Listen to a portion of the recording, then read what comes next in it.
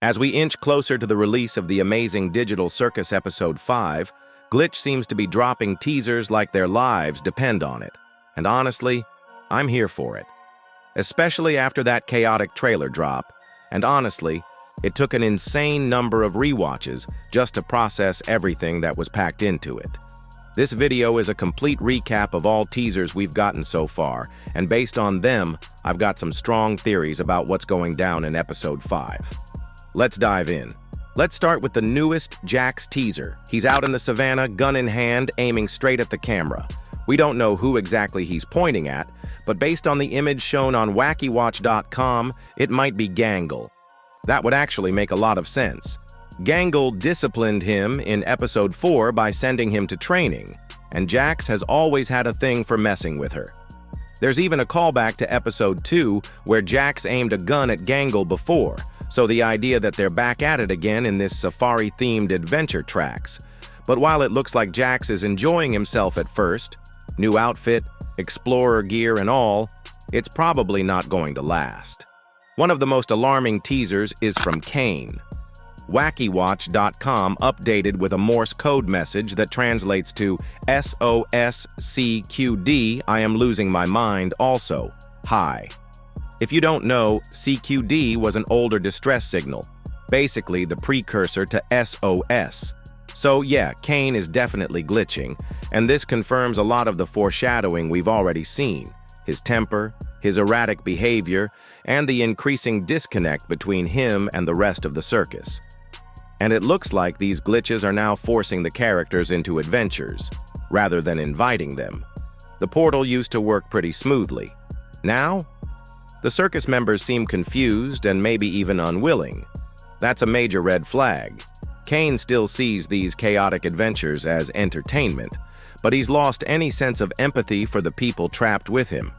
Whether it's a bug in his programming or something deeper, it's pushing the group closer to the edge. Now about that eerie stadium scene. At first, I thought we were looking at evil versions of the characters, but it's more nuanced than that.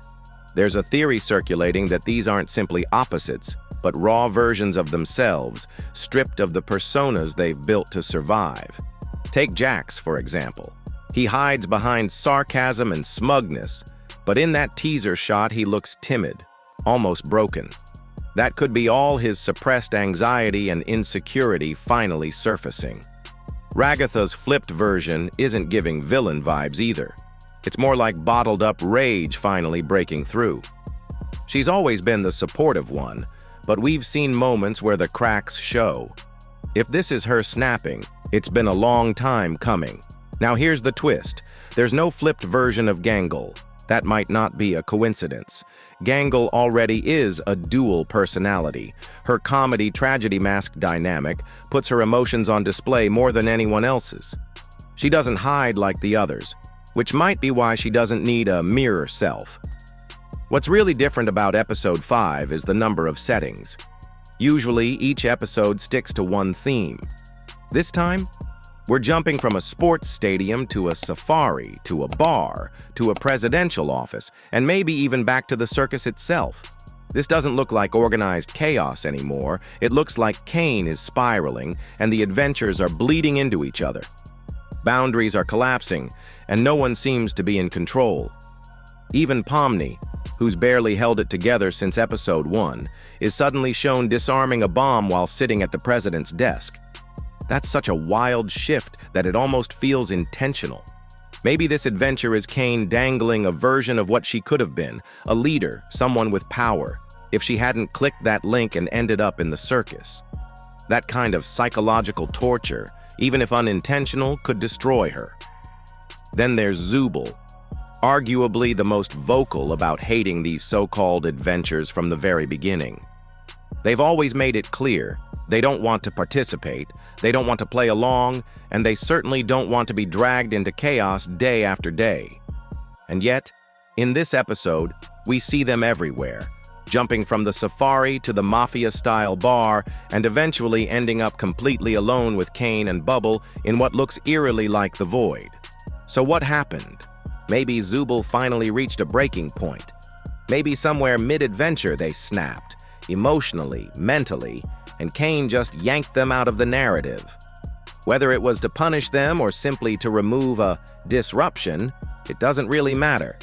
What matters is that Caine didn't try to help. He didn't try to understand. He just removed them, like an object getting in the way of a program that's no longer running correctly. And that speaks volumes. It shows just how far Caine has drifted, not only from the others emotionally, but from any sense of empathy or purpose. Whatever little care or consideration he once showed for the circus members seems to be gone. We see Jax and Pomni at the bar, completely exhausted, physically, mentally, emotionally. Jax, who usually thrives on chaos, looks drained, and Pomni, who's been clinging to the edge since day one, barely looks present. At this point, maybe they've both lost the energy to keep up the act. That's why I think Jax might finally try to open up again. He tried once before in episode 4, and Pomni brushed it off. But now, she might actually listen. Because who else is left? Who else do they even trust anymore? These aren't just fun, themed adventures anymore. They've become something deeper. Each location feels like it's been designed to strip the characters bare, to peel back another layer, force them to face what they've been hiding, and show us who they are underneath it all. The safari, the stadium, the office, they're not just settings, they're emotional minefields. And when it all finally falls apart, whether it's Caine's fractured programming, the collapsing adventures, or the characters themselves, it's not going to be something they can just brush off or reset. The damage might be permanent. Something fundamental in their relationships, in the way they view each other and themselves, is going to break. And this time, it might not be something they can fix. So yeah, episode 5 looks like it's going to hit hard. Let me know which teaser hit you the most in the comments, and what you think Caine's final breaking point will be. Don't forget to subscribe for more breakdowns as we get closer to release, and I'll see you in the next one. Piece by piece.